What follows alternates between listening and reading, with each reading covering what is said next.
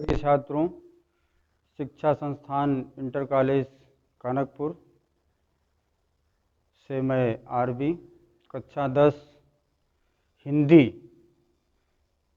विषय से अध्याय 1 काव्य भाग सूरदास कवि का पाठ व उनका परिचय बताने जा रहा हूँ।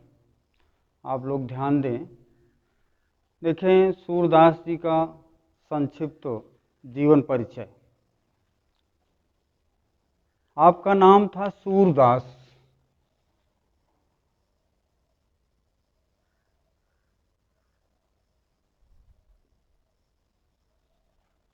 पिता का नाम रामदास।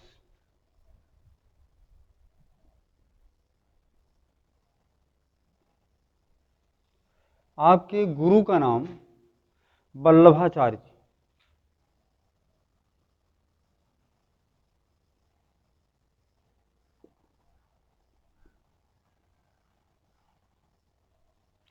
आपकी भक्ति क्या थी?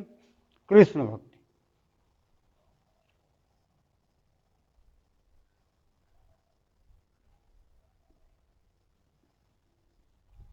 ब्रह्म का रूप, इसका मतलब किस प्रकार के ब्रह्म को मानते थे? निराकार या सगुण? तो आप सगुण, आपके ब्रह्म का रूप सगुण था। काव्य कृतियां, आपकी रचनाएं सूरसागर,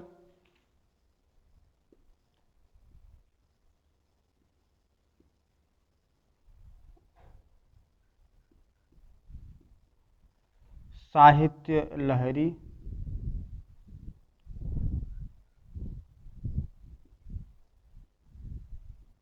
सूर सारावली।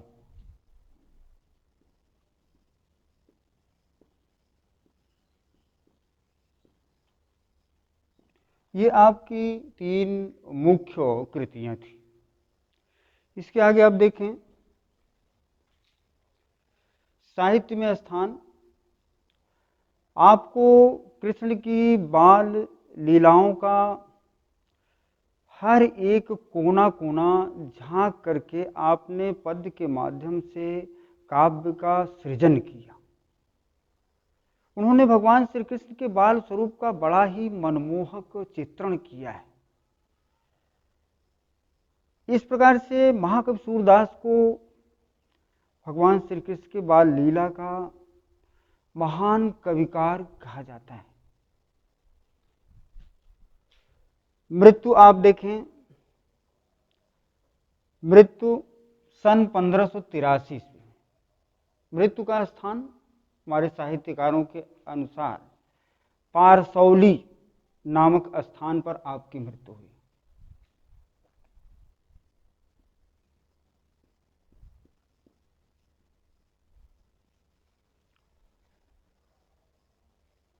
जन्म आपने देखा सन 1478 ईस्वी रोनकता नामक ग्राम में। अब आप देखें, योगदान में महाकवि सूरदास ने भगवान श्री कृष्ण के वात्सल्य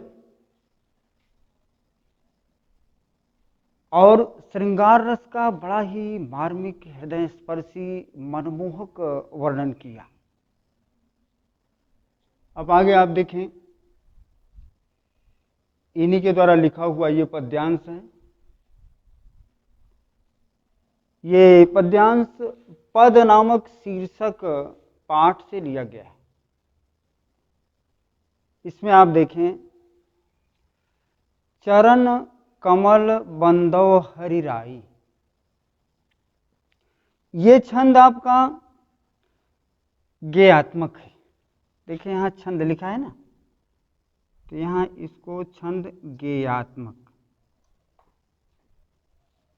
इसको आप थोड़ा सा गाकर भी पढ़ सकते हैं। आप देखते हैं, मुरारी बापू विश्वविख्यात महात्मा हैं, इनका प्रवचन आता है आपके ये दूरदर्शन पर। या सूर के भजन ये गेयात्मक विशेष रूप से अधिक हैं। तो देखें थोड़ा सा कैसे कहेंगे। चरण कमल बंदव हरि राई, जाकी कृपा पंगु गिरि लंघै, अंधे को सब कुछ दर्शाई, चरण कमल बंदव हरि राई। बहिरो सुनै गूंग फिर बोले, बहिरो सुनै गूंग फिर बोले, रंक चले सिर छत्र धराई, चरण कमल बंदव हरि राई। सूरदास स्वामी करुणामय, बार बार बंदव तिहि पाई, चरण कमल बंदव हरि राई। इस तरीके से भी आप पढ़ सकते हैं। अब इसमें आप देखें शब्दार्थ, चरण कमल, कमलवत रूपी चरण किसके? भगवान के। बंदव वंदना, हरिराई श्री कृष्ण। पांगु विकलांग, पैर विहीन। गिरी पहाड़। लंघे लांघता है, पार चला जाता है। अंधे अंधा, नेत्र विहीन। दरसाई देखने लगता है। बहिरो सुनय, बहिरो माने कान से न सुनने वाला, श्रवण विहीन। सुनय माने सुन लेता है। गूंग फिर बोले, गूंग माने मूक, जो बोल नहीं पाता, जिसके मुख से वाणी का शुद्ध उच्चारण नहीं हो पाता, उसे गूंग कहा जाता है। रंग गरीब, फकीर। चले सिर छत्र, छत्र माने मुकुट। सूरदास स्वामी करुणामय, करुणामय माने करुणा के सागर, दया के सागर भगवान श्री कृष्ण। बंदो वंदना करता हूं। पाई पैर। अब आप देखिए प्रसंग प्रस्तुत पद्यांश में महाकवि सूरदास ने भगवान श्री कृष्ण क्या बड़ा ही मार्मिक वर्णन किया है, उनकी महिमा का वखान करते हुए उनके गुणों की व्याख्या की। अब आप व्याख्या देखें, अगली हेडिंग। चरण कमल बंदव हरिराई। भगवान श्री कृष्ण के अनन्य भक्त वत्सल संत शिरोमणि, कृष्ण के अनन्य पुजारी महाकवि सूरदास जी कहते हैं कि मैं उन भगवान श्री कृष्ण के कमलवत रूपी चरणों की वंदना करता हूं, जिसकी महान कृपा से, जाकी कृपा पंगु गिर लंघ, जिसकी महान कृपा से विकलांग लंगड़ा व्यक्ति पर्वत लांघ जाता है। अंधे को सब कुछ दर्शाई, और नेत्र विहीन अंधा व्यक्ति को सब कुछ दिखाई देने लगता है, वह सब देखने लगता है। उसकी नेत्रों में ज्योति आ जाती है। बहिरव सुनय गूंग फिर बोले,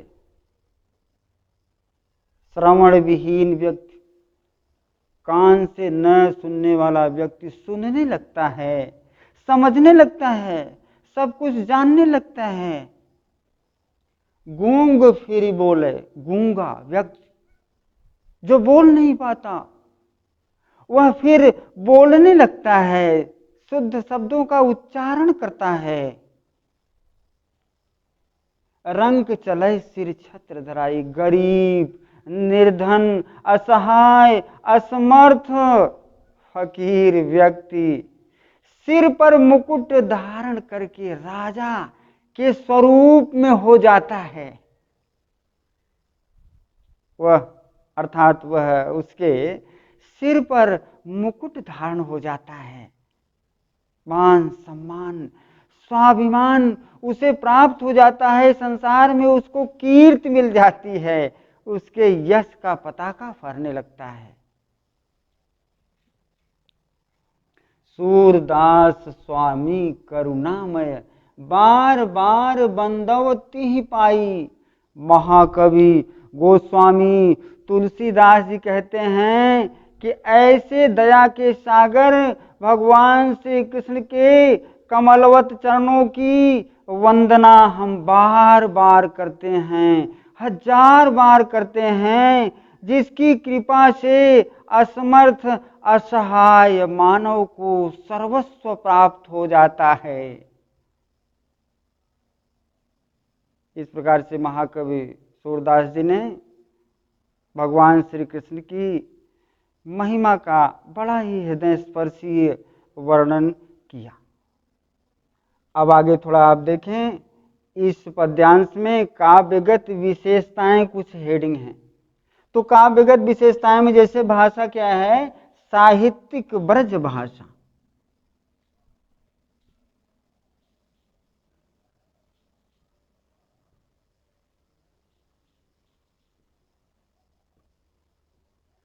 शैली मुक्तक शैली,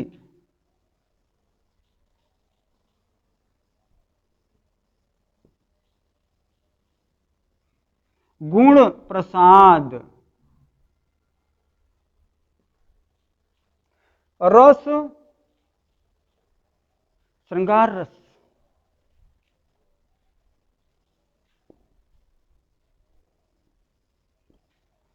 छंद ज्ञात्मक शब्द शक्ति लक्षणा,